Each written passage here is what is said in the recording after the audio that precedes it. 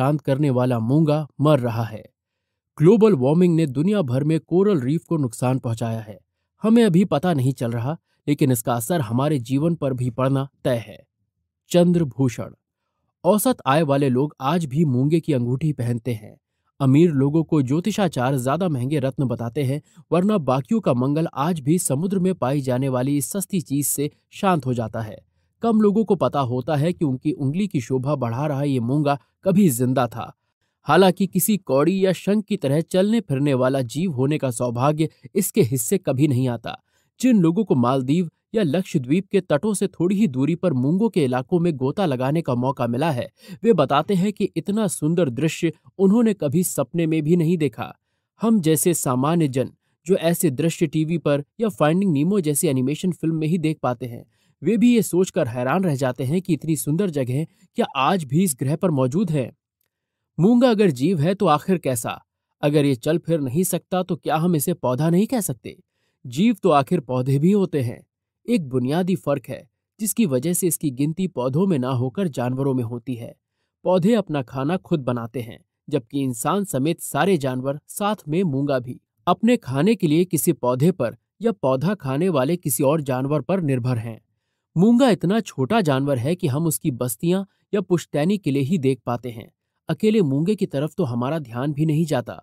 दरअसल मूंगे के बारे में जानना जीवन और इस धरती के प्रति विनम्र होने की पहली सीढ़ी चढ़ने जैसा है। कितने अद्भुत रूपों में जीवन को यहाँ रचा गया, कितनी मशक्कत से पीढ़ी दर पीढ़ी जीवन खुद को बचाता है। ये भी कि मानुष जात ने अपने लालच और बेध्यानी में हर तरह के जीवन को कितने बड़े संकट में डाल दिया है। ब्यौरे में जाने से पहले हम कुछ आंकड़ों पर बात करते हैं।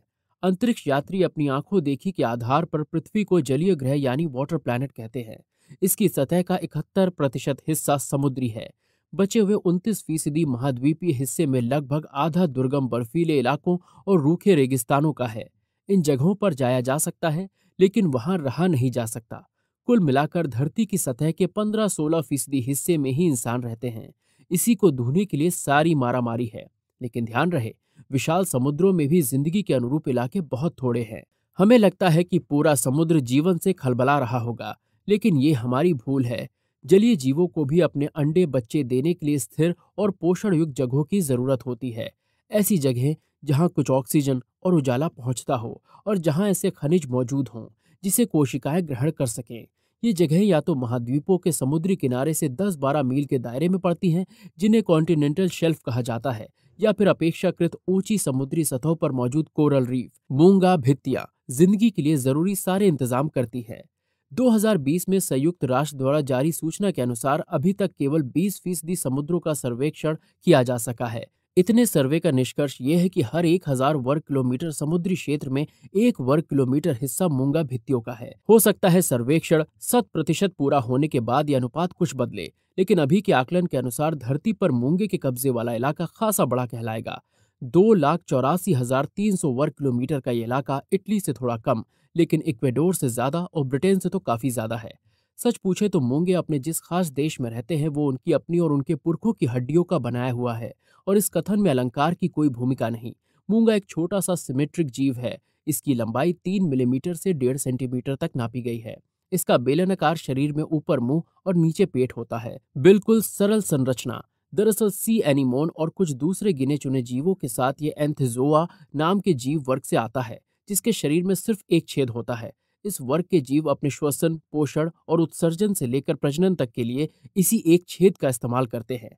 नीचे से मूंगा अपनी बस्ती के साथ इतनी मजबूती से जुड़ा होता है कि भीषण चक्रवात और सुनामी लाने वाले भूकंप भी इसे अपनी जगह से नहीं हिला पाते। सबसे बड़ी बात यह है कि शैवालों की एक जाति के साथ इसका सिम्बायोटिक संबंध होता है।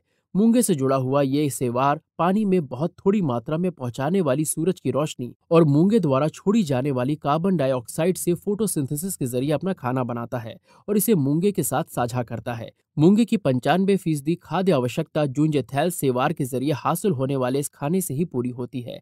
बाकी 5% खाना, जो प्रायः बहुत छोटे जीव हुआ करते हैं, मूंगा अपने मुंह के किनारों पर मौजूद टेंटिकल्स को पकड़कर खुद खा लेता है। जूजेंथल सेवार के साथ भोजन के अपने साझा रिश्ते में मूंगा समुद्र के पानी और कार्बन डाइऑक्साइड के संसर्ग से कैल्शियम कार्बोनेट बनाता है, जो इसके नीचे जमता चला जाता है। सख्ती में संगमरमर के बजाय हड्डी के करीब की ये चीज हजारों लाखों वर्षों में किसी किले की अभेद दीवारों जैसी शक्ल लेती जाती है और दुनिया इसे कोरल रीफ के नाम से जानती है। इसकी सख्ती का आलम यह है कि एक दौर में जहाजों के लिए काफी खतरनाक साबित होने के बाद इसकी नक्शानवीसी की जाने लगी। ये भी कमाल है कि इन भित्तियों की उम्र का आकलन अलग अलग इलाकों में 10,000 साल से लेकर 55 करोड़ साल तक किया गया है। दुनिया की सबसे बड़ी जैविक संरचना ऑस्ट्रेलिया के पूरब उत्तर में पाई जाने वाली ग्रेट बैरियर रीफ 2300 किलोमीटर लंबाई में फैली है और इसके क्षेत्रफल को लेकर आज भी एक राय नहीं बन पाई। ये सिम्बियोटिक रिश्ता तापमान और प्रदूषण को लेकर बहुत ही संवेदनशील है। समुद्रों में बढ़ रहा प्रदूषण पानी को कम पारदर्शी बना देता है और जुंजैथल ठीक से अपना खाना नहीं बना पाते। लेकिन उससे बड़ी समस्या ये है कि ग्लोबल वार्मिंग के चलते समुद्री तापमान जरा भी बढ़ने के साथ मूंगा इस सेवार को बाहर फेंक देता है। बताना जरूरी है कि मूंगे को अपने सुंदर रंग जूंजैथेल सेवार से ही हासिल होते हैं, जो एक स्पेक्ट्रम में बैंगनी से गुलाबी और पीले से नारंगी तक कुछ भी हो सकता है। सेवार को बाहर फेंकते ही मूंगा बदरंग और निष्प्राण दिखाई देने लगता है, जैसे समुद्र में सूखी हड्डियों का ढेर पड़ा हो। इस प्रक्रिया को ब्लीचिंग कहते हैं और इसे मूंगे की मौत जैसा समझा जाता है। जैसा इसलिए कहा कि कहीं कहीं मूंगा भित्तियों को ब्लीचिंग के बाद दोबारा जिंदा होते भी देखा गया है। बहुत तकलीफ की बात है कि 14 अप्रैल 2022 को पलाऊ में हुई आवर ओशंस कॉन्फ्रेंस में पर्यावरणविदों के एक दल ने चौंकाने वाली घोषणा की। इसके मुताबिक जैसे रुझान दिख रहे हैं, सन 2050 तक दुनिया की सारी मूंगा भित्तियां निष्प्राण हो सकती हैं। यानी मूंगों की शानदार जाति इंसानी हरकतों के कारण ही इस ग्रह से अपना बोरिया बिस्तर समेटने की तैयारी कर रही है। इस दल का यहाँ तक कहना था कि अगर 2050 तक धरती के तापमान को 1850 की तुलना में 1.5 डिग्री सेल्सियस के ऊपर के निर्धारित लक्ष्य पर ही रोक लिया जाए, तब भी 90% कोरल रीफ के विनाश को नहीं रोका जा सकता। इसके तुरंत बाद 11 मई 2022 को ग्रेट बैरियर रीफ के हेलीकॉप्टर सर्वे के नतीजे घोषित किए गए कि संसार की इस सबसे बड़ी मूंगा भित्ति का 91% हिस्सा 2021-22 की भीषण गर्मी में किसी न किसी स्तर की ब्लीचिंग का शिकार हो चुका है। कुछ लोगों को ये लग सकता है कि मूंगों की फिक्र तो बहुत ज्यादा संवेदनशील पर्यावरण प्रेमी ही कर सकते हैं। अपनी रोजी रोटी में लगे रहने वाले आम आदमी को भला गहरे समुद्रों के वासी इस पत्थर जैसे जीव से क्या लेना देना। तो स्पष्ट कर दिया जाए कि समुद्रों में रहने वाली 1/4 जीव जातियां अपने जीवन के लिए मूंगों की बस्तियों पर ही निर्भर करती हैं। जिन इलाकों में कोरल ब्लीचिंग होती है, उसके नजदीकी समुद्री तटों पर मछलियों की पकड़ अचानक कम हो जाती है। भारत के मछुआरे भी समुद्र में मछलियां कम होने की शिकायत हर साल कर रहे हैं, लेकिन इसके लिए वे अभी मछली मार ट्रॉलरों को ही जिम्मेदार ठहरा रहे हैं। क्या पता कल को ये समझ कोरल रीफ तक भी पहुंचे।